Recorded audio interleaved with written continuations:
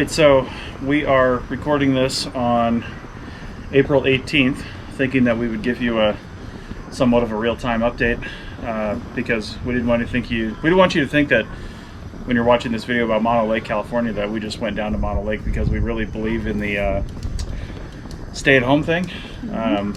And as the former, as of 6 days ago, squadron commander of the Reno Civil Air Patrol, Reno Composite Squadron, I gotta say that the reason you don't go hiking, the reason you don't go out, the reason you don't go do stuff is not for your own safety. I mean, obviously your own safety is a risk, but you think, well, I'm not going to see anybody.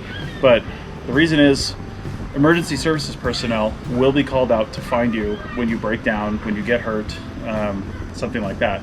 I saw somebody posting on Facebook this morning that Nevada is delaying the opening of fishing season because of that, and they're like, fishermen are the most antisocial people I know, blah blah blah, you know, look at all the boats, they're not even close to each other.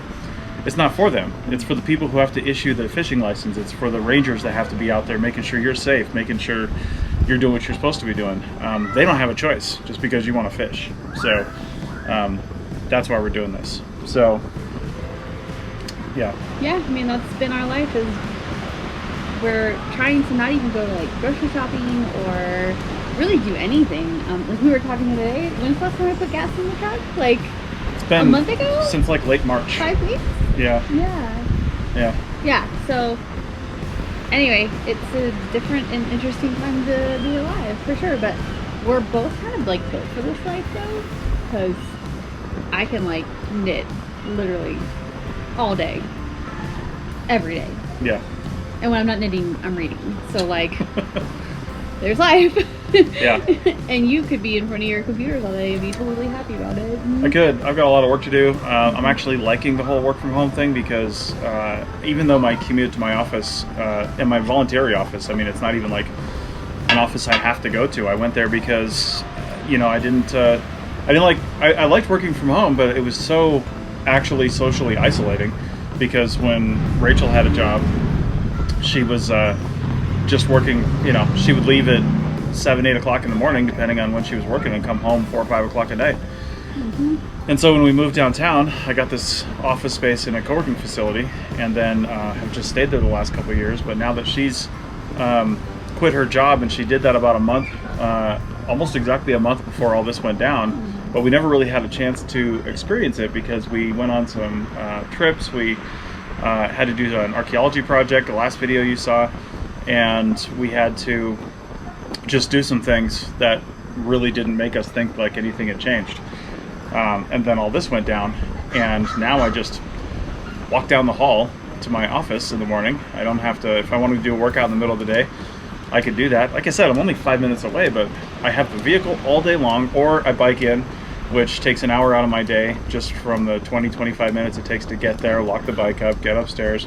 You might not think that's a lot of time, but man, that's a huge amount of time back to me every week. That's, if I look at 5 days, if I were to do it Monday through Friday, that's 5 hours I'm getting back that I get to do stuff. Plus, now she's home all day, so we get to just kind of like play with our schedule. I've got some hard set things for my schedule, like some meetings and stuff like that with clients, but otherwise, you know, if we want to have lunch and, you know, catch up on a sitcom or something in the middle of the day, we can, because I can work in the morning, I can work in the evening, I can do whatever. So I find that we're pretty good about not really policing each other, but if, you know, if I'm home by myself, I could literally just sit there all day and do nothing. But when he's here, you know, it's like, oh, great, other humans must interact and do things and be more than just a lump who knits and reads. Right. So it's good. Right. I think we're good together in the house, so we haven't had any problems. We're enjoying it more than anything. So yeah, and it's gonna continue for a bit. Sounds like so. Plus, Total Wine delivers now. So because we found out Costco wasn't allowing alcohol on the Instacart deliveries. It's all of it. It's everything on Instacart. I think it's like a Nevada rule or something like that. Or an Instacart rule. Yeah. I don't know. So either way, not that we need alcohol, but a glass of wine in the evening's nice. You know, like no, this. This one's actually pretty good. I like this one. Yeah, it's not bad. It's Mina Mesa from Paso Robles. Yeah. So Zinfandel. Anyway, yeah, we I guess we'll probably do another update next week, just because things are changing so quickly. But our tentative plan over the summer, we had talked about, holding off on RV life for about a year now, but until about the end of this year. But some have changed, and some things might prompt us to do that a bit earlier. A couple of those things are some archaeology projects I didn't know I was going to be doing. And while I can't actually do the project, I tried to do the last one, but it doesn't allow me the freedom in the middle of the day to do these meetings that I need to do. I have no problem working at night and working early in the morning, but when I have a client meeting at 9 o'clock in the morning, I can't do it in the field while I'm trying to do field survey. So that's just not possible. So what we're going to do is either in the lowest case scenario, we're going to pick up a nice semi-livable camper trailer that we can pull behind our Tacoma. So it means it can't be that big. Or, depending on the deal we find and what our situation is, if we can find one at a good price and we can work ourselves into the situation, then maybe we'll just pick up a Class A this summer and deal with it. Because while we're looking at probably 2 months of field work if we were to do it back to back, maybe a month and a half or so, it just depends on what we find out there.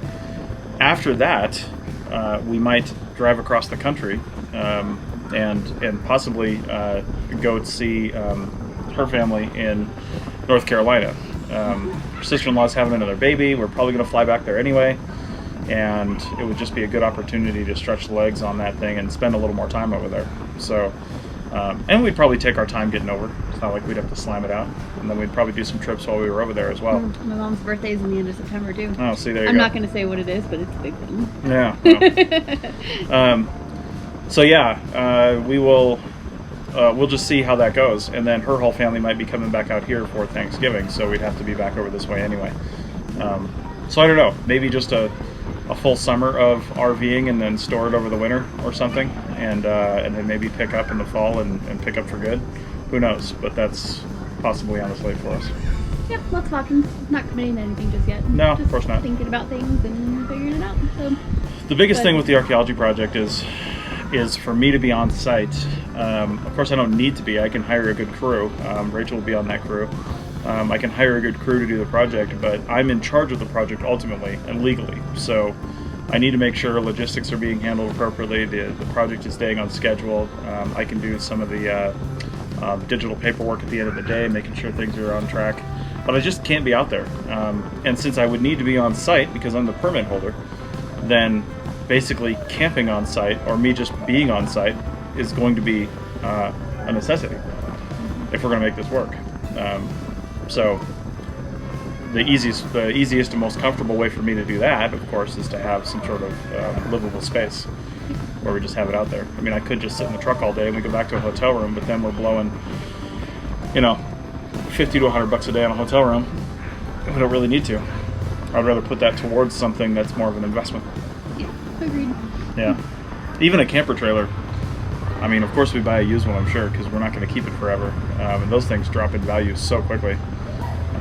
We'd have to be able to take it at a loss, but since the project would be paying for a good portion of it because we get lodging allowances on these projects, then I don't really see it as a loss at all. So, yeah. Anyway. Enough RV talk? That's enough RV talk. Let's go check out Mono Lake. So we've got some good information about Mono Lake. It's about a few hours south of here on Highway 395, and it's a pretty cool thing to drive by. And we took just a single, 11-minute or so continuous shot of drone footage, and then cut that together for the video you're about to see, as you saw in the beginning here. And we found out in doing research later that you're not actually allowed to fly drones over the lake. So don't do that. But there's no posted signs. Like, I didn't see anything out there that said don't do this. So we won't do it again. But and I'm glad we got the footage now. So that's it. Yeah, it's a cool, unique lake, so check it out. Yep. Enjoy Mono Lake. Yeah. And subscribe. Yeah, do that. Yeah.